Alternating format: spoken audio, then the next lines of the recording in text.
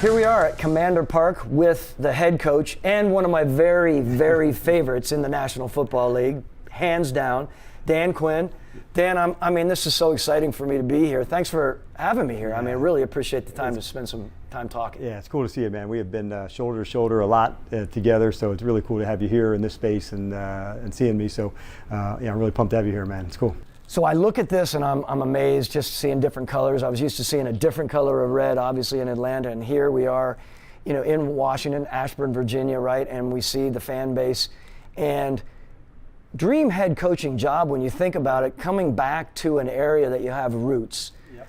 I'm going to ask this question. It might seem a little odd, but does that being around what you are familiar with change how you approach not only communicating with the team, but also the community? I'm really curious. Yeah, it's cool because this is one of the, the landmark organizations, from way back. And I think people like you and me, we recognize the importance of this team for the city.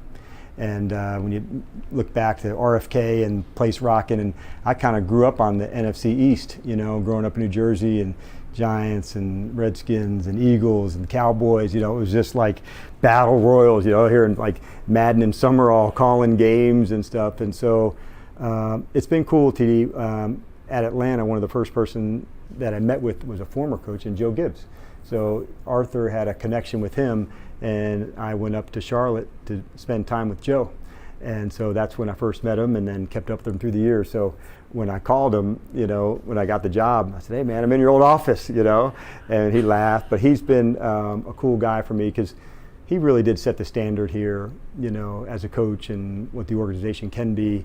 And so when you see a team and a community, get behind one another, that's what I was hoping to see. So this is an important organization for the NFL. And I take that responsibility serious, knowing like you have to know the past to know where you want to go. It's a pretty cool spot to get it rocking. You're giving me chills talking about that because I, like you, historic, appreciating of what it is in the NFL. And, to have the history of what the Redskins and now the Commanders have here is just, that's an amazing feel, I'm sure. The league is evolving fast and furious, right? Talk to me a little bit about, from your perspective, emerging technology and the change of the league. Are you embracing it, seeing how fast it's going, without specifics about the emerging technology, but I'm just curious about that. There's some cool stuff, and it's some of it's related to the performance side too, TD, which I know you have a passion for. I started training camp in the red zone, and based on distances and yards and speeds to say that's a better way to ramp up, as opposed to like in the old days, this is what you did in the spring and then you just did it again at training camp, and throwing go routes on day one is not, the best way. So the technology, even on the performance side, has pushed me to say, what does practice look like different? A hard day followed by a day that has less volume, a high, and that from training of yourself. You don't just redline all the time and expect it to go. So that would be like on the performance side where technology has impacted me. And then on the game side, so much is in these situations and end of games and times and fourth downs and 2-point plays and how to manage clock. And so technology is a big piece into that. And so, yeah, I've embraced it, and it's been cool to see the players' performances also go up because of the technology. Technology can be good, it can be challenging at times, of course. More specifically to data and advanced analytics, as you just alluded to with your game time decision making. There's a lot out there, specifically with a company like ours, SumerSports, which is definitely gauged towards, as a third party, toward roster management, roster building, optimization of putting a roster together. That's another time, another place conversation, and which a great one. And it's a fascinating one given where the league is going. But to the point of data, have you found now, second go around as a head coach, will you be supplementing more with just generally data, or will it be pretty much along the lines of where you were before, whether it was in Atlanta or whether it was in Dallas? I think it would be more. And the good part is there's a little bit of trial and error to that, TD, not one size fits all. So whether it's, like you said, roster, game management, traits specifically of speed of a player, those are ones that you definitely want to use, because now you can find specific traits in a player to say he's at this speed, he's at this length, whatever those data points are. It's our job to use them and find them. And now that we have quicker access to them, the practices can be more specific. And reminds me of like us learning from like David Brailsford of like marginal gain. So like the data points help us get better in this spot and in this spot and this spot to push a player, push a situation, think about a roster management in a different way. And those marginal gains just add up. And that'd be, the examples for me. I love that you're quoting David Brailsford, a good friend of ours, obviously, those who don't know, in charge of Ineos now. It used to be Team Sky, and doing amazing things in the European world with what you're discussing. When you think about changing and the evolution of not only the game, but the evolution of you, we say often, experience ages us like a fine wine, et cetera, right? Where are you on your emphasis of leadership and your evolution as a leader over these last few years? And what are your sort of salient points of emphasis for yourself as you continue to grow as a leader into, in a spot in this country that is a huge visual spot? Yeah, it's awesome. And I think when we're coming up and a little bit younger, probably when I started or years before that when you started, sometimes you think leading is about how do I lead? How do I need to affect somebody? And I think the older we get, it's also about finding the leader in others and bringing that out. And so that's probably, I would say, the difference that I found going through Dallas early on. I had to lead more first. We had a lot of new players, a lot of younger ones. And then I could then push some responsibility and accountability to them where they could now lead one another better. And so the same thing here, to find the leaders in others and help them develop others. I see that in a guy like Zach Ertz or Austin Eckler or Bobby Wagner, who have traits to share with others. And so I think that's probably the biggest difference. I think when we're younger, we think the leading is about how do I need to lead, how do I need to affect. And I think as we get a little more chrome and a little more wisdom, we find it's really about finding and developing the leaders in others, and then now it can sustain and go impact more people. Love that. I mean, again, so important for you as an example to your coaching staff, but also to the personnel staff and the rest of management, right? When you think about that, they're all looking to Dan Quinn to see how he and, of course, Adam Peters are operating together, which leads me into my next question. There's a lot of listeners on our pod who are general managers, former general managers, and quite honestly, pipeline general managers, people that are going to become general managers.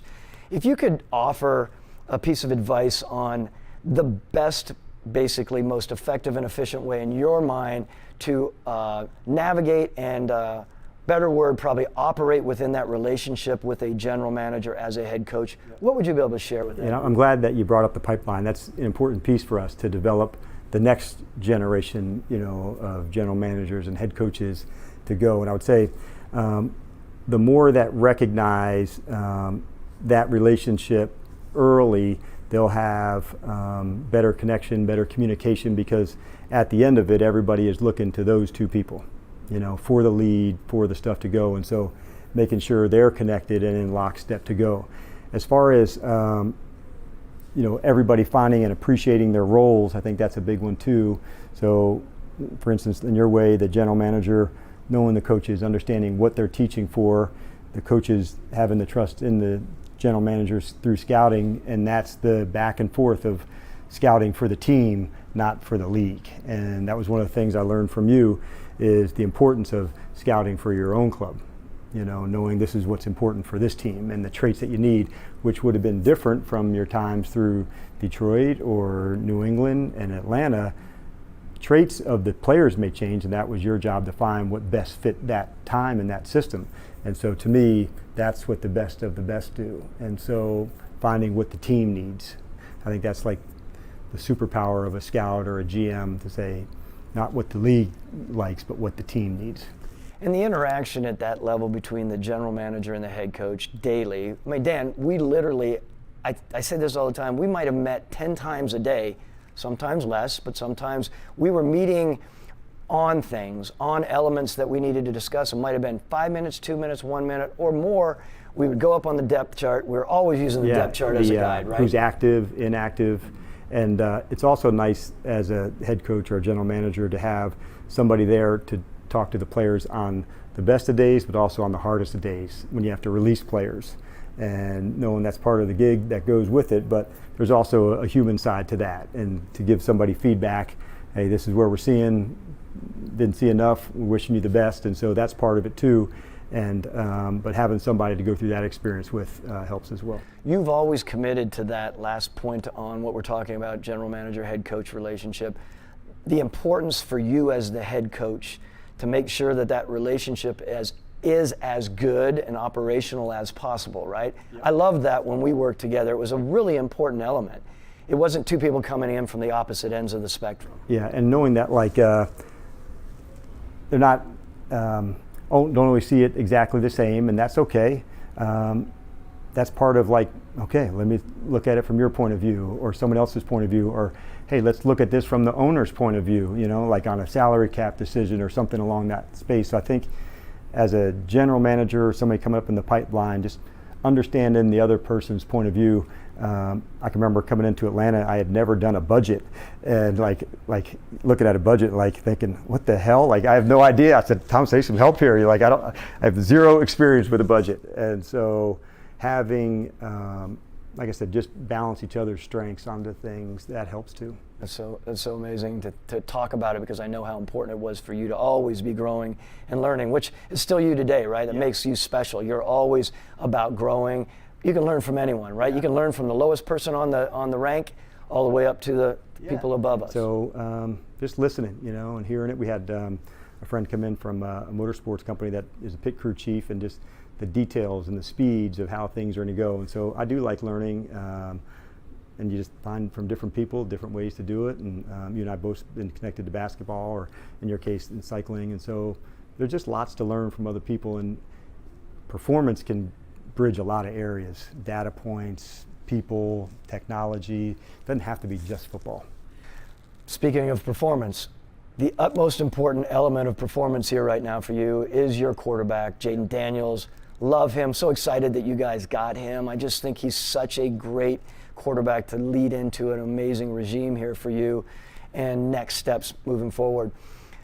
If we can, you've been around historic football players, Matt Ryan, you've been around Dak Prescott, you've been around Russell Wilson, all veterans, all really important and adept veterans. You're now coming in with a first-year player.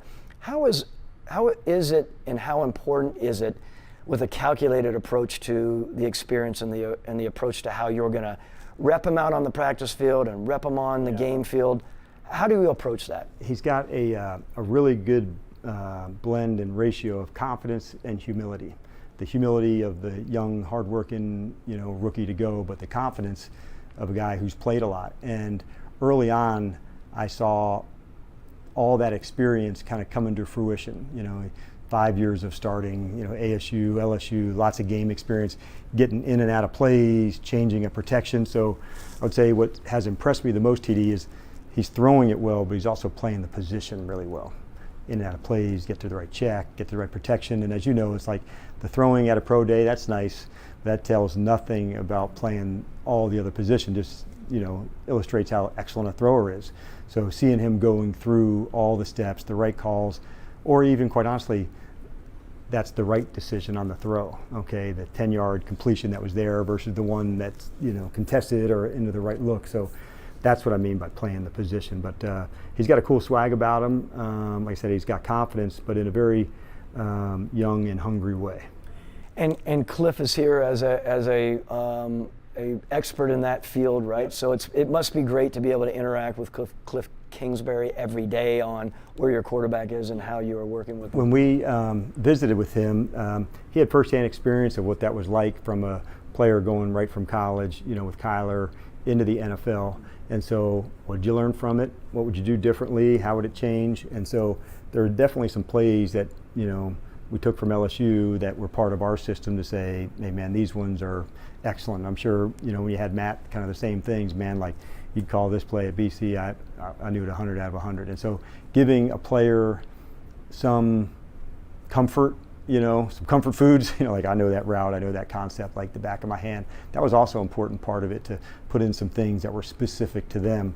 our job as the coaches is to put the guys in spots that they can do their thing at full speed, and so Cliff's done a good job with that. We have always talked about those athletes that are fantastic athletes. You and I have, that's why we hit it off so well. He's a dual threat. Yeah. He's a beautiful athlete in so many ways. The old school football people sometimes say, don't overcoach because you can get to a spot where it inhibits some of that rare athleticism. Where is your stance on that? Do you have to be careful about that, just generally speaking? About I think you do, like because you don't want this player to take away like the instincts to go. So one of the emphasis has been sliding. And so, because the athlete, he's going to get outside and move. He'll remain a passer quite a bit. There's some quarterback design runs that would go, but the decision of when to go down, and because he's tough, but he doesn't need to be Ben Roethlisberger out here. You know, like he's built a little bit different, and but that's one of the things, like making the right decisions. Dan Quinn, thank you so much for joining me. This Awesome, this has been a thrill for me to hang out with you for a few minutes. I appreciate you. Yeah, glad to be on with you, man.